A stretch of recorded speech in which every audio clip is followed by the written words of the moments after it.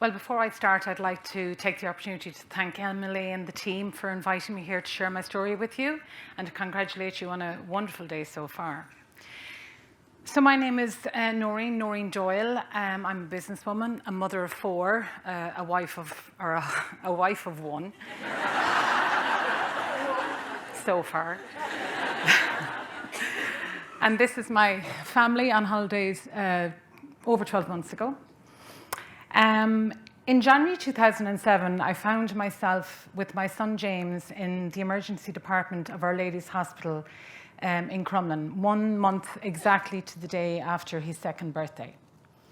After months of antibiotics and trips in and out to the GP with minor ailments, my instinct as a mother just told me there was something wrong with him that just wasn't being picked up on.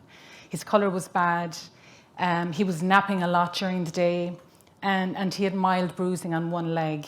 And for weeks, I had been told I was fretting, throw away the thermometer, you're overreacting. I was hormonal because I was 5 months pregnant with my third child, and I had a 3.5-year-old at home as well, so there was a fair amount going on. But a number of hours later, James was diagnosed with acute lymphocytic leukemia on January the 27th, 2007. And that day, our lives as we knew them, they stopped. This is when I first met Professor Owen Smith. He was head of oncology at St. John's Ward in Crumlin. And James's treatment started pretty much straight away. He was pretty ill on presentation. And it started immediately under the expert care of Professor Smith and his team in St. John's Ward in Crumlin. And in the first few weeks, we had to learn very quickly about blood counts, about the Hickman, lovingly known as a Freddy, neutropenia, and many, many other words that I'd never had to come across before in my life. And during this first period, my husband and I were introduced to the idea of entering James into a clinical trial. And that trial was UK ALL 2003. And it was a randomized trial investigating treatment intensification for children and young adults with minimal residual disease-defined high-risk acute lymphoblastic leukemia. Sweet Jesus. Like, straight over my head. My child's sick, you have to cure him. And it meant nothing. It was a completely foreign concept to us. But then the liaison nurse in the ward talked to us and put it in very simple terms for us. She said the trial was to help improve the treatment for childhood cancer and leukemia. Research must be done on different types of treatment, and without research, further treatments couldn't be possible. And she went through it all in great detail and gave us time to absorb it and ask questions. And there were lots of questions. I'm a talker. I had lots of questions for her. But we knew no matter what, his protocol would provide him with his best treatment. And in 2007, he had an 80% chance of complete survival. So for us as his parents, enrolling James in a clinical trial wasn't just a choice we had to make as his parents. It was, after reflection, a decision driven by the belief and the trust that his journey could contribute to better treatments for other children in years to come, and maybe another child and another family might just benefit. Ultimately, this trial was about trying to cure more children with less toxicity, less side effects. And over the next 4.5 years, our lives became interwoven with endless weeks in hospital, treatments, and the roller coaster of emotions that childhood cancer brings. And finally, in 2012, James finished his treatment. He's the smaller of the two, even though they're both over 6 foot. And we left the community of St. John's Ward, happy not to look back again. He's now a very healthy 18-year-old, he'll be 19 next month, living life to the fullest with a keen interest in cars and very pretty girls.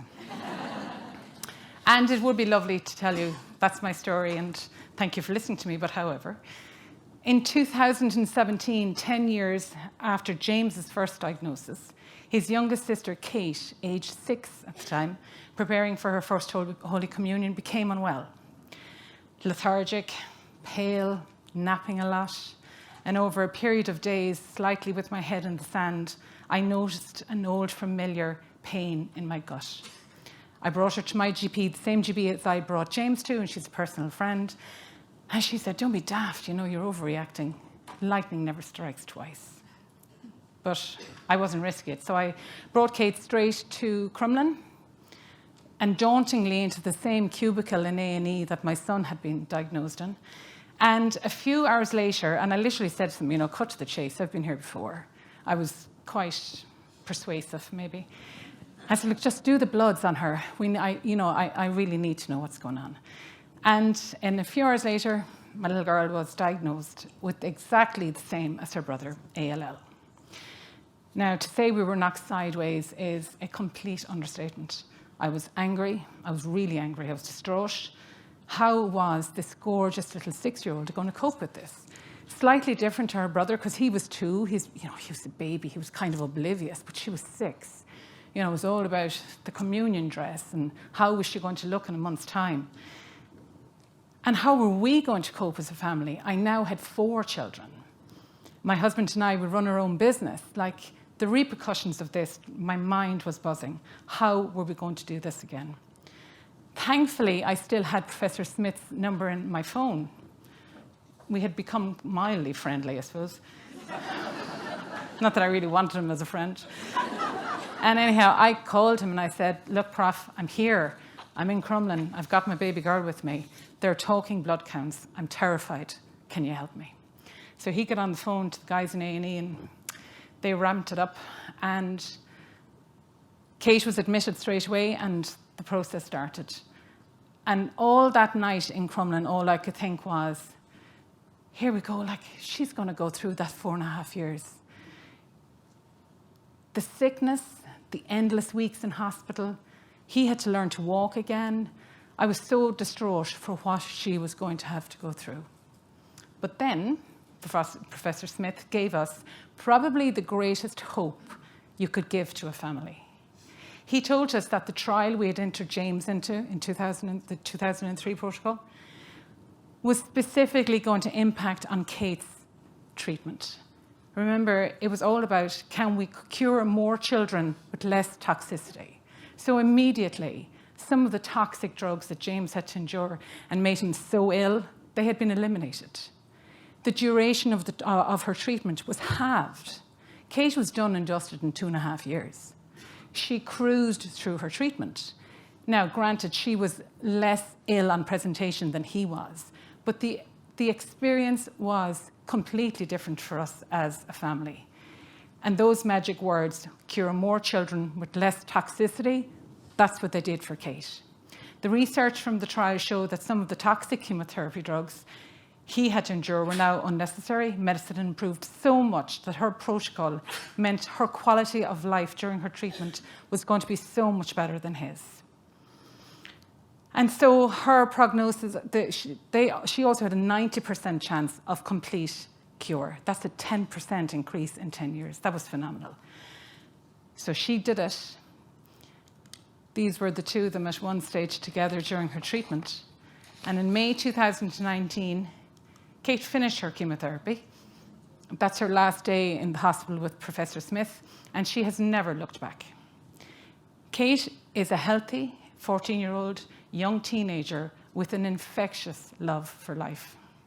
She's captain of her under-16s rugby team. She plays GA, she horse rides, she lives for fake tan and boys with cute smiles.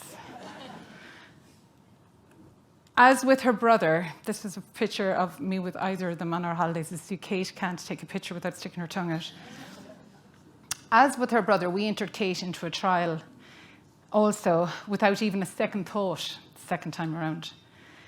My children show without question the importance of clinical trials. If I could, I would spend every day talking to people about this. I would tell them how important it is to be involved and how much difference it made for a family like us. Professor Smith explained to Kate once, she used to always drive him crazy with questions, and he explained to her once simply about clinical trials, and he said that research today is tomorrow's cure. that they are trying to unravel complexity of cancer and the toxicity of the treatments that are used for those cancers, and to ultimately get more patients like James and Kate better. And whilst James was too young to understand the importance of his contribution, and has little interest, in fact, in ever revisiting any part of the story, Kate, on the other hand, talks like her mother, and has a great pride. She has a great pride in her being part of the future cure for childhood leukemia.